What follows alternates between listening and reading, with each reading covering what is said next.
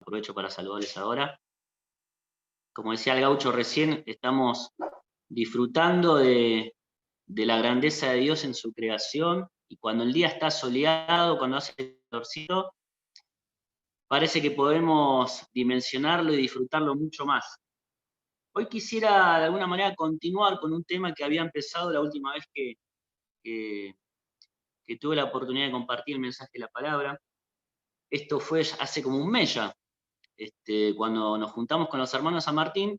Había empezado el tema de la mayordomía del tiempo, siendo conscientes de que estamos viviendo, atravesando los últimos tiempos o los eventos que la Biblia marca ya como futuros, y que la venida del Señor está pronta. Si bien no nadie sabe cuándo será eso, porque dice la palabra que solo el Padre en su sola potestad sabe el día y la hora en que Él va a venir a buscar a su iglesia.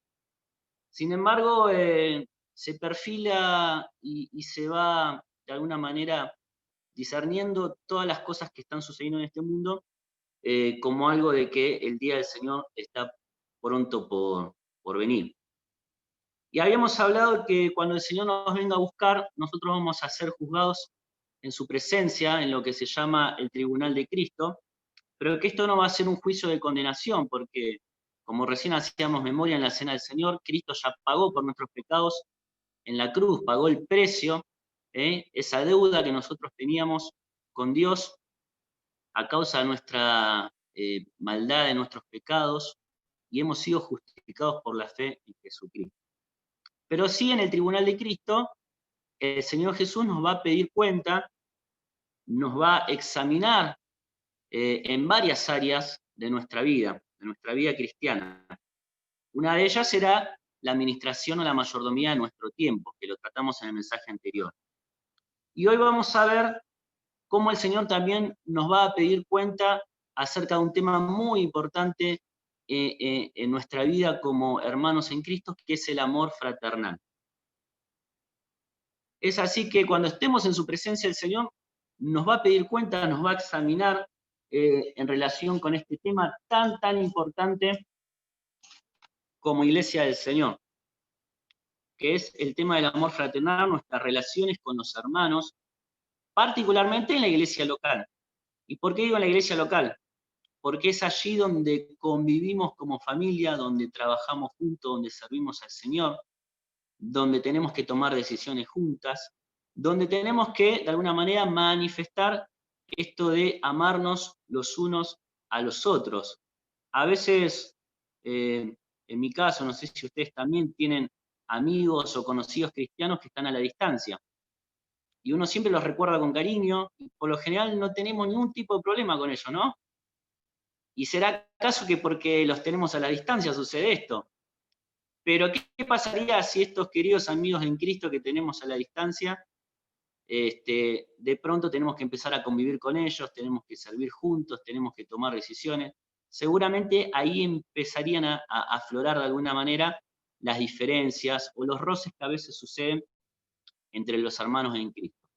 Así que es importante por eso manifestar este amor fraternal del cual el Señor nos va a pedir cuenta de cómo nosotros eh, manifestamos este amor entre los hermanos en la iglesia local. Dice Romanos capítulo 14 y vamos a ver algunos versículos de este pasaje. Después los invito a que tranquilos en sus casas lean todo Romanos 14, porque justamente habla de la relación entre los hermanos. Y el versículo 10 de Romanos 14 dice: pero tú, ¿por qué juzgas a tu hermano? O tú también, ¿por qué menosprecias a tu hermano? Y fíjense lo que dice la última parte del versículo: porque todos compareceremos ante el tribunal de Cristo. Acá tenemos la base bíblica de lo que Dios nos está demandando frente a este evento que será el tribunal de Cristo cuando estemos en su presencia. Y podríamos decir que el amor entre los hermanos es uno de los mayores déficits que tenemos, ¿no? El talón de Aquiles, donde muchas veces solemos fallar en las relaciones interpersonales. Todos necesitamos ser amados, sin lugar a dudas. Todos queremos recibir amor. Pero también es muy importante que nosotros amemos a los demás. Vamos a hoy a analizar esto del amor fraternal en 3 aspectos.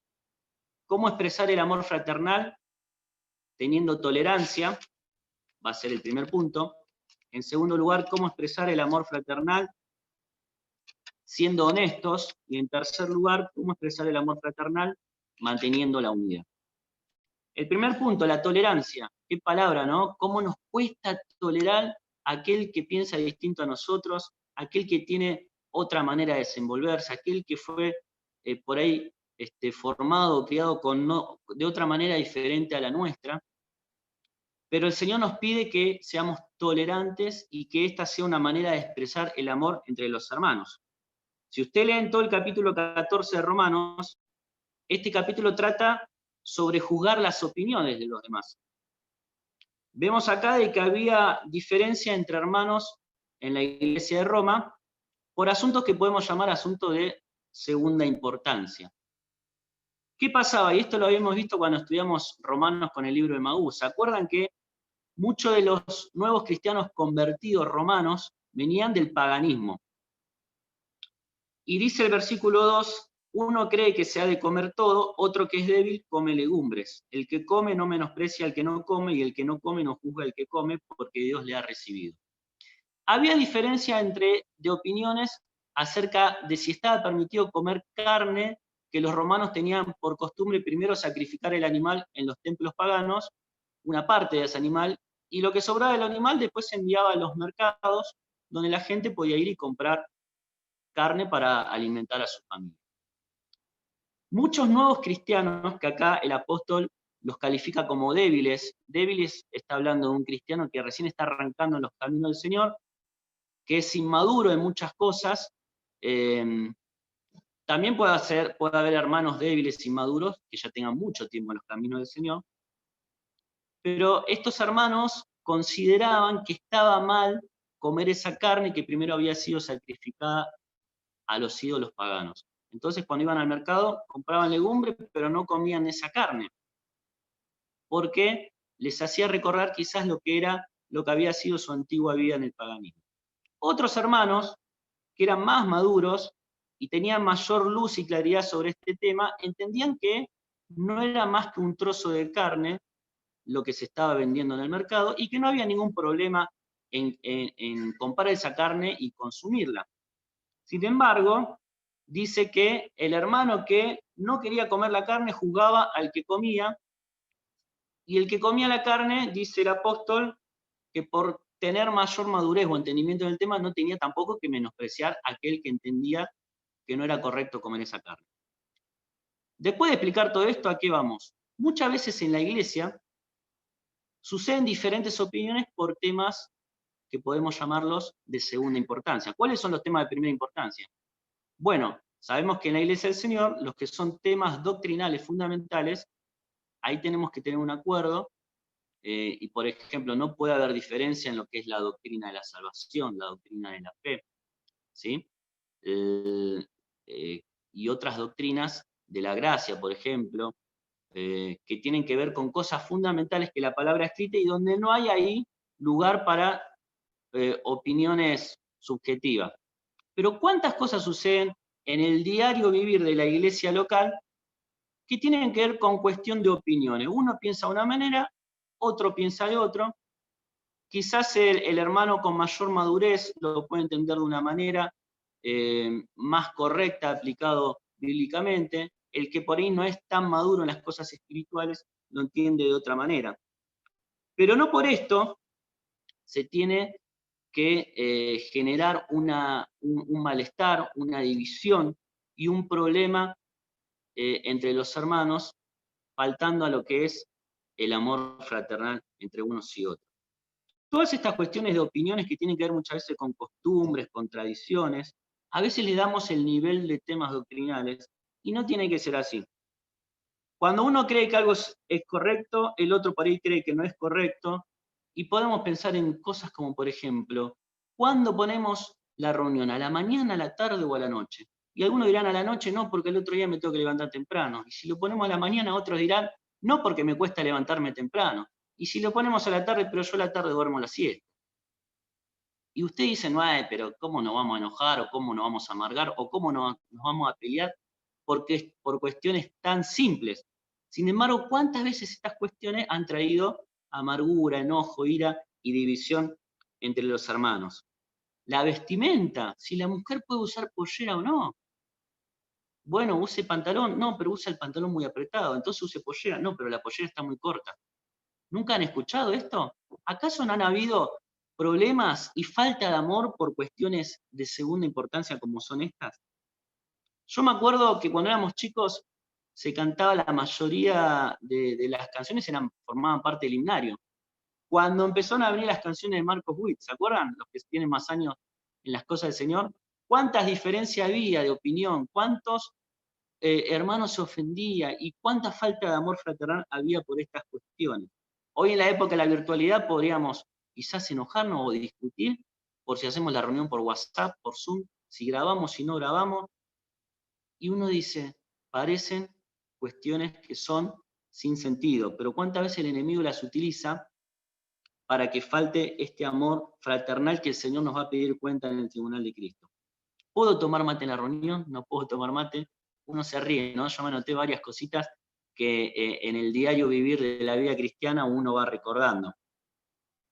Cuando el apóstol plantea estas cuestiones de opinión que se habían generado en la iglesia de Roma, está también distinguiendo entre aquellos que son hermanos inmaduros o débiles en la fe y aquellos que ya son más fuertes o maduros. Y se generaba esto, ¿no?, de juzgar y de menospreciar, como habíamos leído en el versículo 10, ¿por qué juzgas a tu hermano? O tú también, ¿por qué menosprecias a tu hermano? Todos compareceremos ante el tribunal de Cristo. Lo que tenemos que entender que por encima de las opiniones de cada uno, lo que debe reinar siempre es el amor fraternal, el amor entre hermanos. Nada puede ser superior al amor que nos tenemos que tener los unos con los otros. Por eso es importante este primer punto que estamos hablando sobre la tolerancia. No tenemos que ser intolerantes. La Biblia nos habla en varios versículos de soportarnos unos a otros, de perdonarnos. Dice el versículo 15 de Romanos 14, si tu hermano es contristado por causa de la comida, que era el tema que se había generado acá en los romanos, pero nosotros podríamos cambiar comida por cualquier otro asunto opinable. Bueno, dice que ya no andas conforme al amor.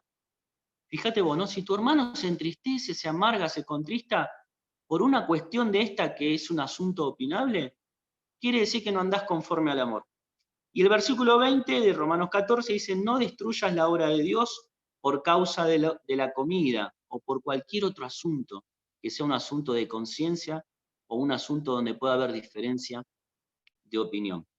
Fíjate qué fuertes son las palabras del apóstol Pablo. A veces no somos conscientes que por no ceder, por mantenernos en una posición rígida con respecto a una cuestión que no es fundamental ni doctrinal, estamos generando tristeza, amargura en un hermano, podemos destruir la obra de Dios que está haciendo en la vida del hermano. Por eso el versículo 13 dice, así que no juguemos más a los unos a los otros, sino más bien, y fíjate la palabra que dice acá, decidid no poner tropiezo u ocasión de caer al hermano. No nos juzguemos más, dice el apóstol Pablo, por estas cuestiones, que en todo caso el Señor en su presencia nos va a decir, nos va a juzgar si estuvo bien o no mal, de acuerdo a esa decisión sobre la que se había generado el problema. Pero la palabra decidir me llama la atención. Tenemos que nosotros decidir no poner tropiezo u ocasión de caer al hermano. ¿Por qué dice decidir? Bueno, porque es un mandamiento en primer lugar. Dios nos está diciendo, decidí amar a tu hermano, decidí no ser de tropiezo u ocasión de caer en su vida. Amar a nuestros hermanos, el amor fraternal, no es algo emocional o un arrebato o algo que nos va a surgir naturalmente. Es algo en lo que tenemos que trabajar vos y yo. Es muy fácil amar a aquellos que son nuestros amigos, que nos caen bien, pero el mandamiento es amar a todos, a tu prójimo como a ti mismo. Amar a aquel que piensa diferente que vos. Amar a aquel que quizás te insultó, te calumnió o te hizo sentir mal, lo tenés que amar igual. ¿Acaso Cristo no amó a todos a pesar de todo lo que nosotros le fallamos y le desobedecimos, decidid, dice, no poner tropiezo o ocasión de caer al hermano. Seamos conscientes de esto, cada uno de nosotros va a dar cuenta en el tribunal de Cristo, cuenta de sí mismo, dice, es algo personal. Es una decisión amar a nuestros hermanos y lo tenemos que hacer pensando en lo que el Señor nos va a pedir cuenta cuando estemos en su presencia. Trenchard dice en su comentario a Romanos acerca de todo esto que se había generado y habla del legalismo. Él dice, el legalismo se deleita en comparaciones entre hermanos, ya que cada uno critica y condena al otro según la norma que él ha aceptado como la mejor. Pero la ley de Cristo, la ley del amor, es ajena a este procedimiento dañino. Qué linda definición. Cuando entramos en discusiones sin sentido por cuestiones que son opinables o de conciencia, muchas veces estamos actuando con legalismo, como los fariseos, ¿se acuerdan? Que anteponían las costumbres, las tradiciones, sus puntos de vista por encima de la palabra de Dios. Y a mí me parece mejor esto y al otro le parece mejor lo otro. Pero lo que tiene que reinar es la ley de Cristo, la ley del amor. Y la ley divina es amarás a tu prójimo como a ti mismo, como dice Gálatas 5:14. Y también hay unos versículos muy lindos que vienen al caso en esto que estamos hablando, en Efesios capítulo 4, versículo 31. Dice que se tiene que quitar de cada uno de nosotros toda amargura, enojo, ira, gritería y maledicencia y toda malicia. Fíjate que lo que se está presentando acá es un círculo vicioso. Lo primero que se tiene que quitar de nosotros es la amargura. Ahora, si nosotros no quitamos la amargura, que es lo primero que se va generando en nuestro corazón, que también la palabra habla de la raíz de amargura, que empieza a crecer y por ella muchos se contaminan, si no atacamos de entrada el problema de la amargura, después se produce una rueda donde la cuestión va aumentando, porque después la amargura, ¿qué dice? Quítese el enojo. Ya no es una amargura, algo que me hizo sentir mal por lo que me dijo el hermano, por cómo me miró, por la opinión que tuvo diferente a mí. Después viene el enojo.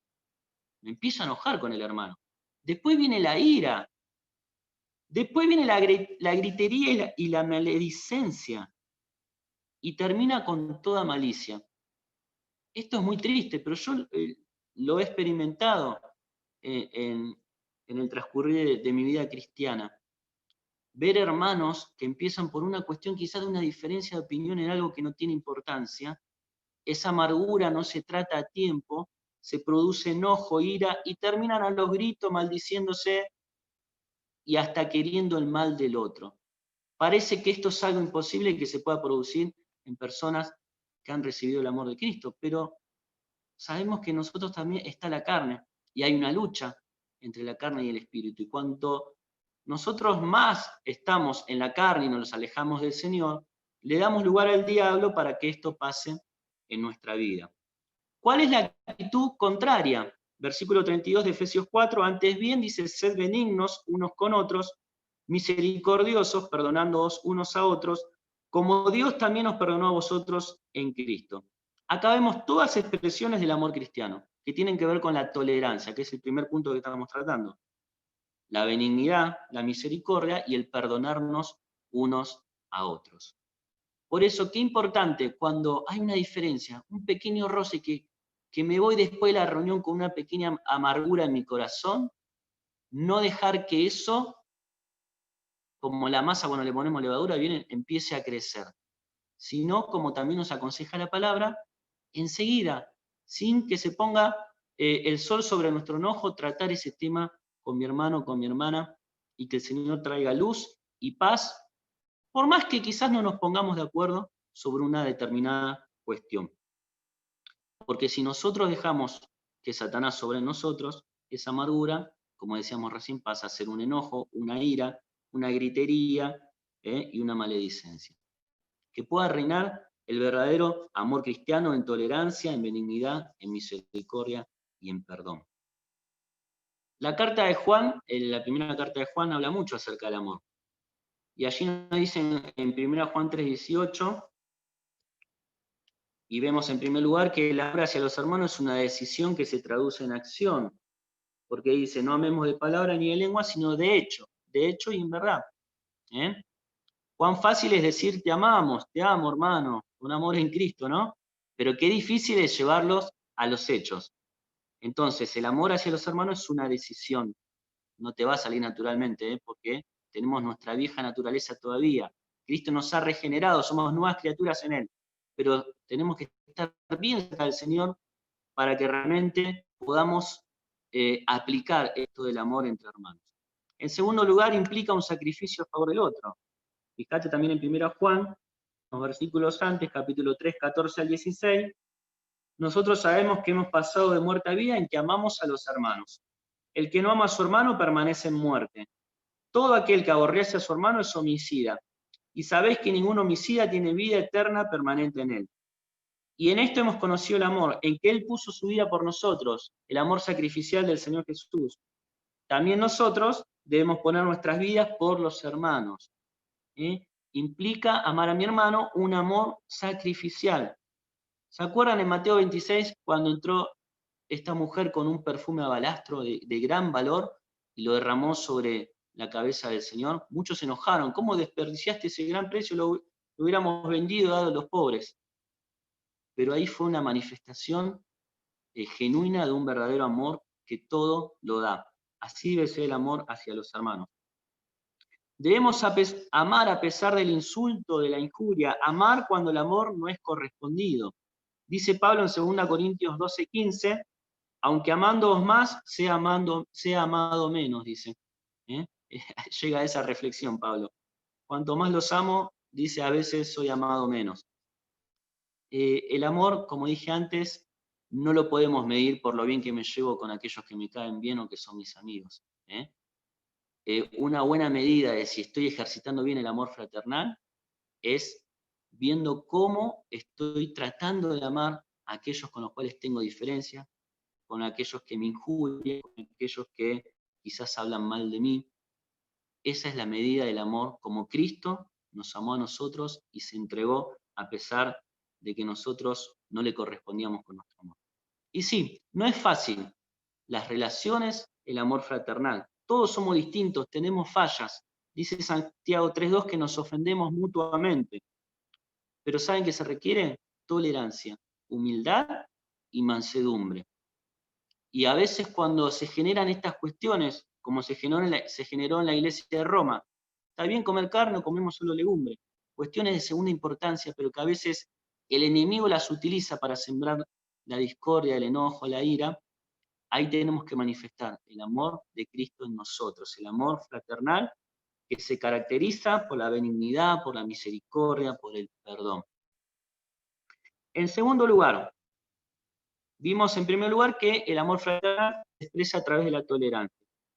En segundo lugar, este amor fraternal del cual tendremos que dar cuenta frente al tribunal de Cristo, se manifiesta siendo honesto, la honestidad.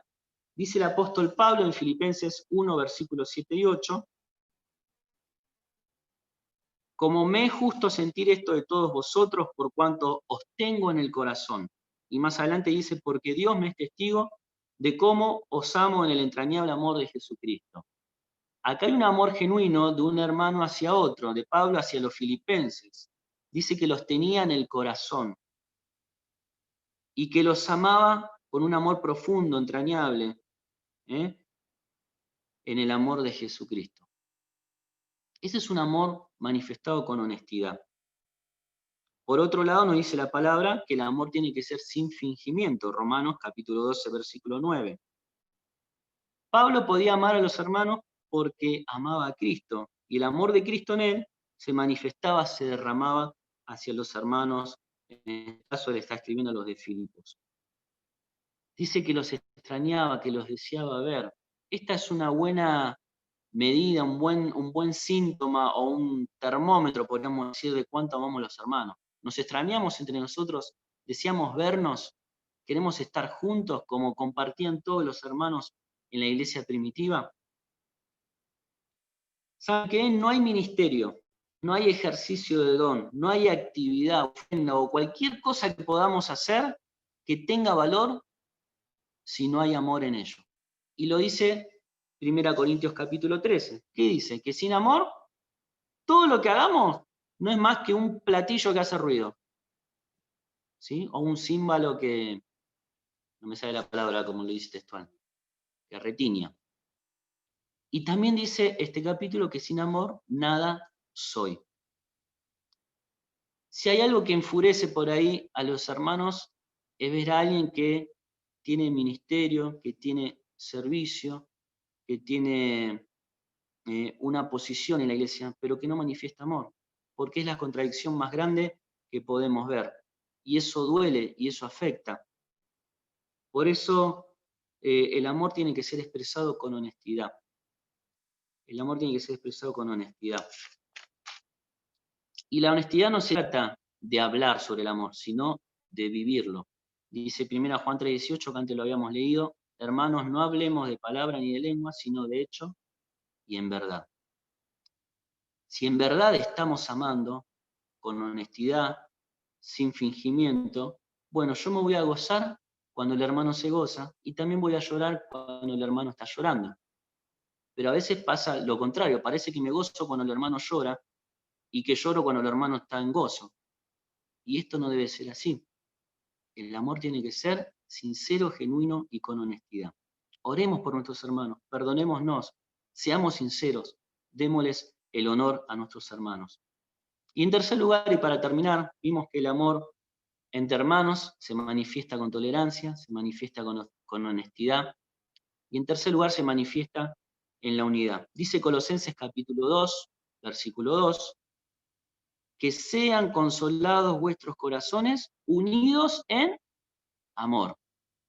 Que sean consolados vuestros corazones unidos en amor. ¿Puede haber unidad si no hay amor? Difícil, ¿no? Y acá cuando dice unidos está hablando de algo que está como un nudo, anudado, que está atado, que está ligado, que están soldados juntos. Tiene que haber un ensamblaje perfecto, como los miembros del cuerpo, como los instrumentos de una orquesta musical. Dice el salmista, cuán bello y cuán maravilloso es que los hermanos vivan. No, esa es la canción. Pero ¿qué dice? Cuán bello es que los hermanos habiten en armonía, ¿no es cierto? La orquesta tiene que haber armonía. Tiene que haber armonía entre los instrumentos para que haya unidad. Esto es como los rayos de la bicicleta. Los rayos, cuanto más se acercan a la masa, al centro de la rueda, están más unidos los rayos. Y cuanto más nos alejamos del centro, los rayos empiezan a distanciar. En la iglesia es lo mismo. El amor se manifiesta en la unidad. Cuanto más cerca estemos del centro, que es el Señor Jesús, más unidos vamos a estar. Pero cuanto más nos alejemos del Señor, más separados vamos a estar. El amor tiene que prevalecer en la unidad. Es aquel que hace desaparecer las diferencias que puedan haber. Dice 1 Corintios 13:5 que el amor no busca lo suyo propio. Y esto tiene que ver con que el amor no insiste en un punto de vista o que no es egoísta. Todo lo contrario, el amor y el amor ágape, que es la mayor manifestación del amor, como el amor que Cristo tuvo por nosotros, es el amor que todo lo da, el amor que se entrega a sí mismo. Por eso, para mantener la unidad y expresar el amor juntos, unidos, en armonía, tenemos que servir a los demás sin esperar nada a cambio. Y vemos el ejemplo del Señor allí en Filipenses 2, 5, 11, que Él dice que se despojó a sí mismo. Y si ustedes avanzan hasta el versículo 21 de ese mismo capítulo de Filipenses, hablando de los hermanos, dice que cada uno buscan lo suyo propio, todos buscan lo suyo propio, dice. Qué contraste, ¿no? En lo que muchas veces pasa en nuestras vidas, que somos egoístas, que queremos insistir en nuestro punto de vista y no manifestamos este amor de que todo lo da como lo hizo el Señor Jesucristo, que se despojó a sí mismo. Cada uno busca lo suyo propio. Esto no tiene que pasar para que el amor fraternal se manifieste en la unidad. Muchas veces tenemos que saber perder, tenemos que saber ceder, tenemos que saber dar un paso al costado. Y como dice la palabra, es necesario que Él crezca y que yo mengue. Así se expresa el amor en la unidad. Santiago 5:9 dice que no tenemos que quejarnos unos contra otros. Y leía un comentarista que decía que la vida cristiana se debe ver desde la óptica del esclavo. El esclavo sirve a su amo, a su señor, y no espera ni no pretende que le devuelvan nada. Primera Corintios 10:24 dice, ninguno busque su propio bien, sino el bien del otro. Con esta mirada, con esta óptica, es como nosotros tendríamos que desenvolvernos en la iglesia de Cristo, manifestando el amor fraternal entre los hermanos, no esperando nada a cambio, sino dándolo todo por mis hermanos. Hemos visto 3 puntos importantísimos sobre el amor entre nosotros: la tolerancia, la honestidad y la unidad. Hay un versículo en 1 Juan 4:17, dice, en esto se ha perfeccionado el amor en nosotros, para que tengamos confianza en el día del juicio.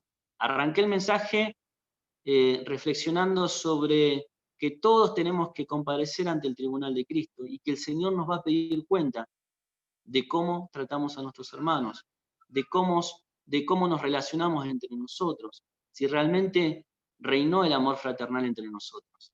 Que podamos seguir estos consejos de la tolerancia, de la honestidad, de la unidad, para que el amor del Señor se perfeccione en nosotros y cuando nos presentemos delante del Señor en ese juicio, podamos tener confianza de haber dicho, Señor, a pesar de mis fallas, de mis debilidades, en Cristo he amado a mis hermanos. Y seguramente yo les voy a fallar, y todos nos vamos a fallar, porque leíamos ahí en Santiago que decía, ¿no? Santiago capítulo 3:2, que muchas veces nos fallamos entre nosotros. Pero cuanto más cerca estemos del Señor, la carne va a quedar a un lado, y Cristo va a reinar en nosotros. Y el amor que Él expresó para nosotros va a ser ese amor que nosotros vamos a poder manifestar los unos a los otros. Cerca del Señor, en la debilidad, en la inmadurez, en la carnalidad, es algo imposible de llevar adelante. Por más que lo digamos con las palabras, llevar a los hechos va a ser algo muy, muy difícil. Por eso tenemos que vivir cerca del Señor en dependencia de Él, para que podamos llevar a la práctica este mandamiento del Señor. Leíamos ahí en Romanos que decía que tenemos que decidir no ser tropiezo o ocasión de caer al hermano. Que hoy podamos tener esta convicción en nuestra vida. Voy a amar a mi hermano a pesar de las diferencias. Voy a amar a mi hermana a pesar de lo que ha dicho de mí. Y si hay un problema en Cristo, todo se puede perdonar. En Cristo puede haber misericordia, en Cristo puede haber gracia, puede haber benignidad, puede haber amor. Que el Señor nos bendiga y que realmente pueda ser una realidad en nuestra querida iglesia local en Villa Angostura. ¿Para qué? Para que los que nos ven de afuera puedan ver, por sobre todas las cosas, el amor. Está bueno que vean cómo servimos, sí, las actividades, sí, lo que hacemos por la comunidad, sí, pero el amor tiene que estar por encima de todos, porque si no, como dice 1 Corintios 13, va a ser como un metal que hace ruido, nada más, pero no va a tener sustento, no va a llevar bendición y crecimiento a otros. Que el Señor nos bendiga y que podamos prepararnos para cuando Él nos venga a buscar y tengamos que rendirle nuestra vida delante de su presencia. Va a ser un sitio de recompensa el tribunal de Cristo. ¿Tendremos recompensa? O como dice ese antiguo himno, he de ir sin ningún fruto para darle a mi Señor. Que el Señor nos bendiga y que, así como hablamos anteriormente de cómo administramos nuestro tiempo, que hoy podamos pensar de cómo estamos de alguna manera administrando o manejando el amor los unos con los otros. Que el Señor te bendiga y que esto pueda ser una realidad en cada uno de nosotros.